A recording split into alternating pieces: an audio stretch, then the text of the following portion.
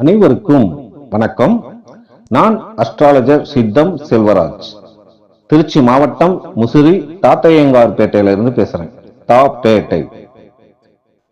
இன்னைக்கு இந்த ஜோதிட பதிவுல எதை பத்தி பார்க்கலாம் அப்படின்னு பாத்தீங்கன்னா, ராஜயோகங்கள். அதாவது ராஜயோகங்கள் அப்படின்றது ஒரு நல்ல சௌகரியமான வாழ்க்கையை கொடுக்கக்கூடியது, ஒரு சுகம் சந்தோஷம், எல்லா விதமான சந்தோஷத்தையும் அடைய வைக்கக்கூடியது.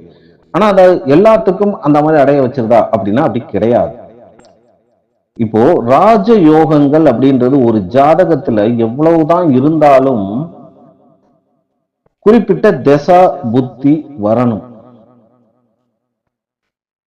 அடுத்ததா, எவ்வளவு ராஜ யோகங்கள் ஒரு ஜாதகத்துல இருந்தாலும் அதை அனுபவிக்கிறதுக்கு லக்னம் லக்னாதிபதி நல்லா இருக்கணும். லக்னமோ அல்லது லக்னாதிபதியோ கெட்டு போச்சு அப்படின்னா ராஜயோகங்களை அனுபவிக்க முடியாது. லக்னாதிபதி சரியில்லைனாலும் சூரியன் நல்லா இருந்தா நல்லா இருக்கும்னு சொல்லியிருக்கோம் ஏற்கனவே நம்ம ஒரு சில பதிவுகள்ல. லக்னாதிபதியும் சூரியனும் சரியில்லைனாலும் செவ்வாயாவது நல்லா இருக்கணும். இந்த 3 பேத்துல முதல் நிலை, முதல் தரமானவர் யாருன்னா லக்னாதிபதி. லக்னாதிபதி லக்னமும் நல்லா இருக்கு அப்படின்னா தனக்கு வரக்கூடிய ராஜயோகங்களை அதிகமா அனுபவிப்பார்.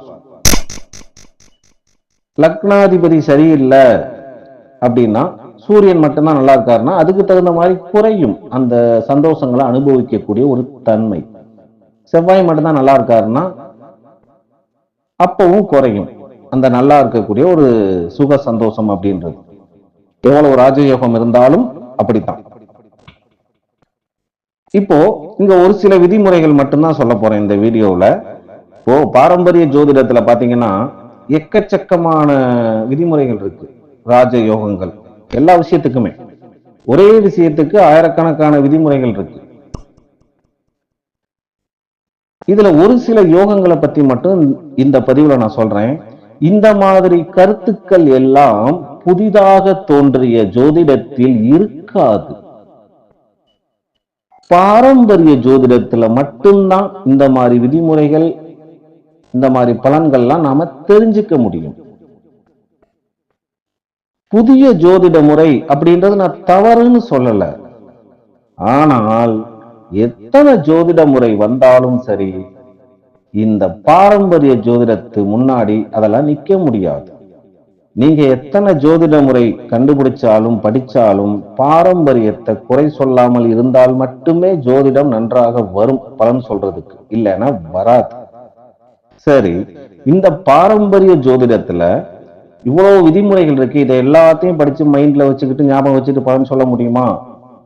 லட்சக்கணக்கான விதிமுறைகள் இருக்கு, அத்தனையும் நம்ம படிச்சு மனப்பாடம் பண்ண முடியுமா அப்படின்னு கேட்கக்கூடிய கேள்வி ஒரு நியாயமான கேள்விதான். அனுபவபூர்வமா தான் இந்த விஷயங்களை உணர முடியும். அது என்ன அப்படின்னு பாத்தீங்கன்னா, நீங்க நிறைய படிச்சு மைண்ட்ல ஸ்டோரேஜ் பண்ணி வச்சிருக்கீங்க, நிறைய விஷயங்கள் படிச்சுட்டீங்க. இப்போ அதெல்லாம் நீங்க ஒரு ஜாதகத்தை பார்க்கும்போது அந்த விஷயம் உங்களுக்கு ஞாபகத்துக்கு வரணும். அப்படி வந்தாதான் நீங்க ஜோதிடர். அப்படி ஞாபகத்துக்கு வரலன்னா அங்க ஜோதிடர் அப்படின்றதுக்கான ஒரு அடையாளம் உங்களுக்கு இருக்காது. அப்படி அந்த ஜோதிட விதிமுறைகள் படிச்சது, நாம படிச்சது நமக்கு கரெக்டா ஒரு ஜாதகத்தை பார்க்கும்போது ஞாபகம் வரணும் அப்படின்னா அதுக்குத்தான் இந்த ஆன்மீக வழிபாடு. சாமி கும்பிடணும், மந்திரங்களை சொல்லணும், அதையெல்லாம் ரெகுலரா ஒருத்தர் செஞ்சுக்கிட்டே இருந்துட்டு இந்த ஜோதிடத்தையும் படிச்சு பலன் சொன்னார் அப்படின்னா ஒரு ஜாதகத்தை பார்த்த உடனேயே அவர் படிச்ச அந்த விதிமுறைகள்லாம் ஞாபகத்துக்கு வரும். நாம படிச்ச விதிமுறை மட்டுமே இருக்கிற ஜாதகம்லாம் வராது. எல்லா விதமான ஜாதகமும் நம்ம கிட்ட வரும். ஒவ்வொரு ஜாதகத்துக்குமே நாம படிச்ச விதிமுறைகள் ஒரு 10வது கண்டிப்பா வந்திருக்கும், இருக்கும், இல்லாமலாம் இருக்காது. இந்த மாதிரி விதிமுறைகள் எல்லாமே பாத்தீங்கன்னா பாரம்பரிய ஜோதிடத்துல தான் அதிகமா கொட்டி கிடக்குது. மற்ற ஜோதிட முறைகளை நான் குறை சொல்லணும்னு சொல்லல, புரிஞ்சுக்கிறதுக்காக சொல்றேன். நீங்க எந்த ஜோதிட முறை வேணாலும் படிங்க, அது தவறே இல்லை. ஆனால் பாரம்பரியத்தையும் படிங்க, அப்பத்தான் நீங்க சிறந்த ஜோதிடரா ஆக முடியும். இதுதான் உண்மை. மற்ற ஜோதிட முறைகள் பாத்தீங்கன்னா அதுக்குன்னு ஒரு எல்லை இருக்கும். ஆனா இந்த பாரம்பரிய ஜோதிடத்துக்கு எல்லையே கிடையாது. மற்ற ஜோதிட முறைகள் 15 நாள், 1 மாசம், 6 மாசம், 1 வருஷத்துல முடிச்சிடலாம்னு சொல்லுவாங்க. ஒரு ஜென்மமே ஆனாலும் ஜோதிடத்தை முழுமையா படிச்சு முடிக்க முடியாது அப்படின்றது தான் உண்மை.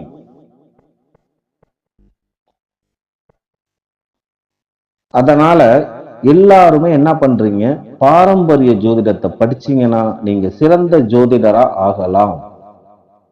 பாரம்பரிய ஜோதிட விதிமுறைகளை கடைபிடிங்க.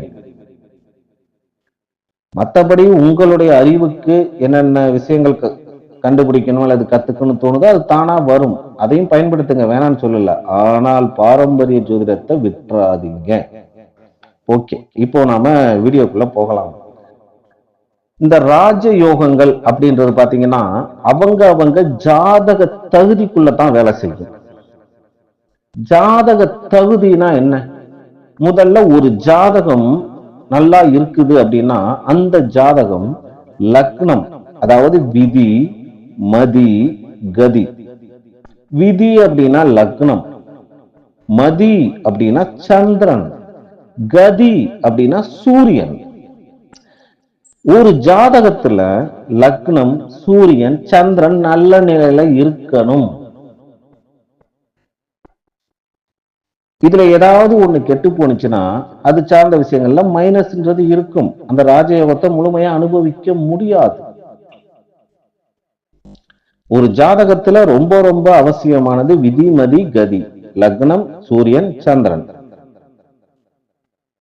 இந்த 3 பேரும் ஓரளவு நல்லா இருந்தாலே அந்த ஜாதகம் ஓரளவு தகுதியான ஜாதகம்னு எடுத்துக்கலாம். அதிகம் சரியில்லை, கதியும் சரியில்லைனாலும் கூட லக்னம், லக்னாதிபதி நல்லா இருக்கணும். முதல்ல ஒருத்தரோட இதை தீர்மானிக்கிறது லக்னம், லக்னாதிபதி, அந்த ஜாதக தகுதியை.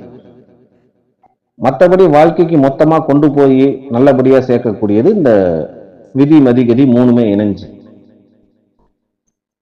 இப்போ இந்த ஜாதக தகுதிக்குள்ளதான் ஒருத்தருக்கு இந்த ராஜயோகம்ன்றது வேலை செய்யும். இது புரிகிற மாதிரி சொல்லணும் அப்படின்னு பாத்தீங்கன்னா, ராஜயோகம் அப்படின்றது ஒரு ஒருத்தர் பிச்சை எடுத்துட்டு இருக்காரு, அவருக்கும் வாழ்க்கையில ராஜயோகம் வரும். ஒரு லேபர் வேலைக்கு போயிட்டு இருக்காரு, அவருக்கும் வாழ்க்கையில ராஜயோகம்ன்றது வரும். ஒரு உத்தியோகத்துல இருக்காரு, அவருக்கும் ராஜயோகம் வரும். ஒரு பிசினஸ்மேன் சொந்தமா தொழில் பண்றாரு, அவருக்கும் ராஜயோகம்ன்றது வாழ்க்கையில வரும். ஆனா எல்லாத்துக்கும் ஒரே மாதிரி செயல்படுமானா இல்லை. ஏன்னா அவங்க ஜாதக தகுதி, ஜாதக லெவலுக்கு தகுந்த மாதிரி ஒருத்தர் பிச்சைக்காரர், ஒருத்தர் லேபர், ஒருத்தர் உத்தியோகத்துல இருக்காரு, ஒருத்தர் பிசினஸ்ல இருக்காரு. இப்போ இந்த ஒரு பிச்சைக்காரரா இருக்கக்கூடிய ஒருத்தருக்கு ராஜயோகம் வருதுன்னா, நார்மலா 500 ரூபாய் பிச்சை விழுந்துட்டு இருந்துச்சுன்னா அந்த ராஜயோகம் வர்றப்ப 1000 ரூபாய் உழுவும், 1500 ரூபாய் உழுவும் பிச்சை. அப்படிதான் ராஜயோகம் வேலை செய்யும். ஒருத்தர் லேபர் வேலை பார்த்துட்டு இருக்காருன்னா அதிகமா ஓட்டி கிடைக்கும், சம்பள உயர்வு வரும், அதிகமா சம்பாதிப்பார். ஒருத்தர் உத்தியோகத்துல இருக்காரு அப்படின்னா பதவி உயர்வு வரும், சம்பள உயர்வு வரும். இல்ல ஒருத்தர் பிசினஸ் மேனா இருக்காருன்னா அந்த தொழில் சார்ந்த விஷயங்கள்ல அதிகமான ஒரு முன்னேற்றத்தை சந்திப்பார். எல்லா வகையிலையும் 3 மடங்கு லாபத்தை பார்ப்பார்.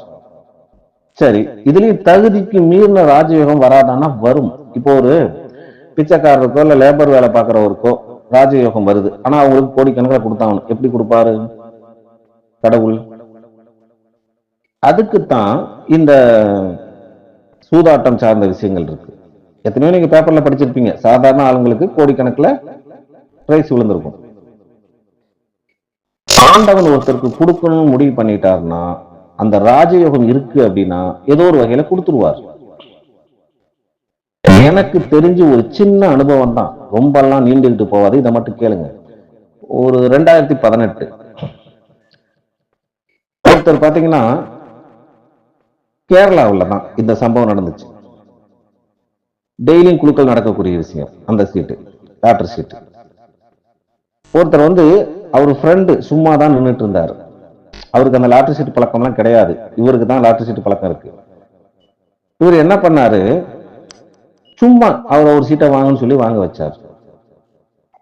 அந்த சீட்டுக்கு ஃபர்ஸ்ட் பிரைஸ் விழுந்துச்சு. இப்ப இந்த இடத்துல இதை எதுக்கு சொல்றேன் அப்படின்னா, அந்த டைமிங் வந்துருச்சுன்னா ஏதோ ஒரு வகையில ஆண்டவன் கொடுத்துருவாரு. இப்ப அவருக்கு லாட்டரி சீட்ல வின்னிங் வந்தது ராஜயோகம் தான். ஃபர்ஸ்ட் பிரைஸ் கோடிக்கணக்கில் கிடையாது, அது லட்சக்கணக்கில் தான் வரும். டெய்லி நடக்கக்கூடிய குழுக்கள்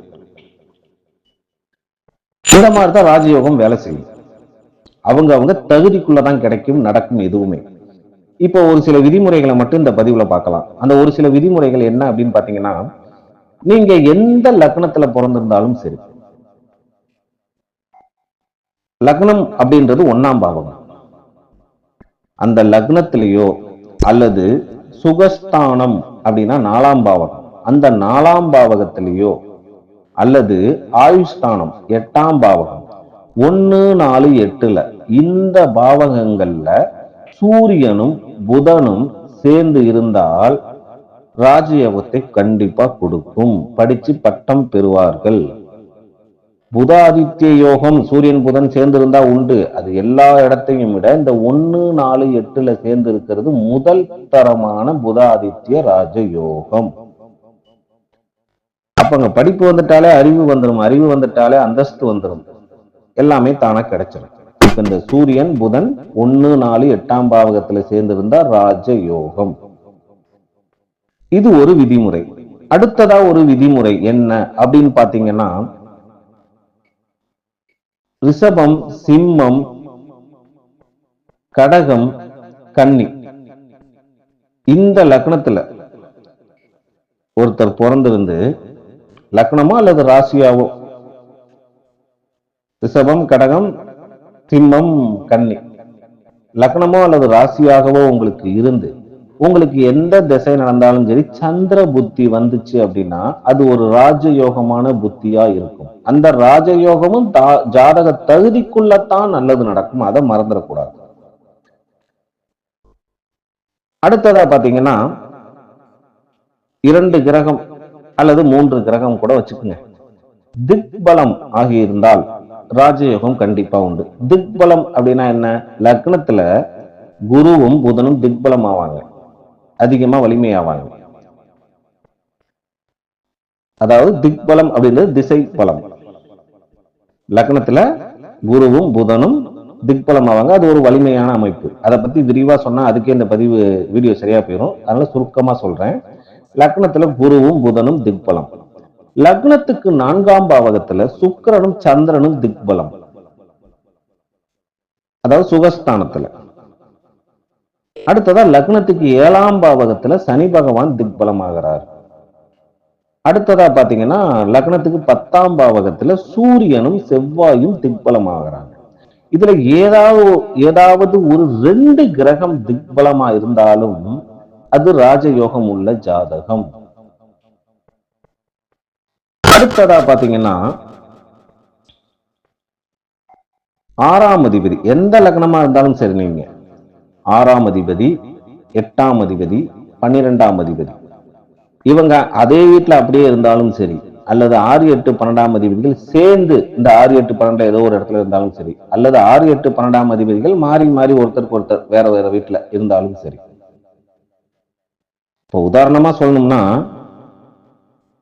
ஒரு கடக லக்னத்தை எடுத்துக்கங்களேன். 6ஆம் அதிபதி யாரு? குரு, தனுசு கடக லக்னத்துக்கு. 8ஆம் அதிபதி யாரு? சனி, கும்பம் கடகத்துக்கு. 12ஆம் அதிபதி யாரு? மிதுனம், புதன்.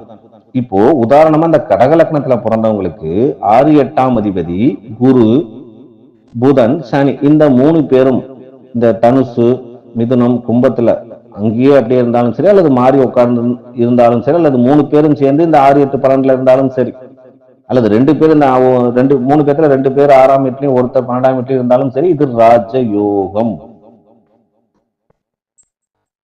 அடுத்ததா பாத்தீங்கன்னா இந்த பாரம்பரிய ஜோதிடத்துல ராஜயோகம் அப்படின்றதுக்கான விதிமுறை என்னன்னு பாத்தீங்கன்னா, கேந்திரம் திரிகோணம்னு சொல்றோம் பாத்தீங்களா, 1, 5, 9, 4, 7, 10 கேந்திர திரிகோண ஸ்தானங்கள் ஜாதகத்தில். லக்னன்றது 1ஆம் பாவகம், 1, 5, 9 திரிகோணம் 4 7 10 கேந்திரம். இந்த கேந்திர திரிகோண அதிபதிகள் சேர்ந்து இருந்தாலும் சரி அல்லது பரிவர்த்தனை ஆயிருந்தாலும் சரி. பரிவர்த்தனை அப்படின்றது 1ஆம் அதிபதி 4ல 4ஆம் அதிபதி 1ல அல்லது 4ஆம் அதிபதி 5ல 5ஆம் அதிபதி 4ல. இப்போ உதாரணமா சொல்லணும் அப்படின்னா ஒரு துலாம் லக்னத்தை எடுத்துக்கோங்க.